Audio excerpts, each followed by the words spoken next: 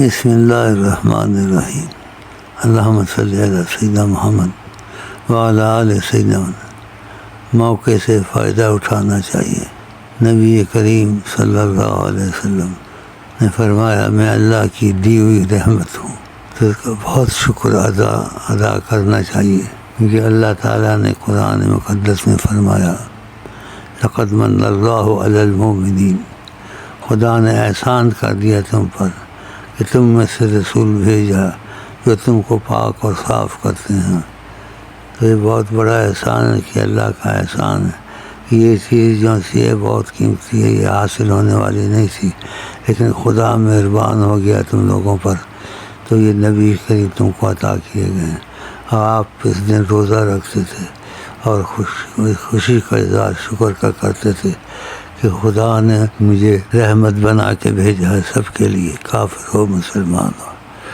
تو اس لیے آپ روزہ خوشی سے رکھتے تھے، اور آپ بھی اس خوشی میں روزہ رکھیں دل سے۔ یہ حکمت نہیں ہے، محبت کے کام حکم سے نہیں ہوتے، عشق سے ہوتے ہیں۔ اس کو عشق سے کریں، محبت سے کریں، دل سے کریں، یہ روزہ رکھیں تاکہ قبول ہو جائے، اور نبی کریم کی خوشی میں عقیدہ ظاہر کریں۔ اور انشاءاللہ مجھے جہاں تک امید پکی ہے آپ آتے بھی اسی لیے ہیں، یہ سب توفیق تم لوگوں کو ہو جائے گی روزے کی۔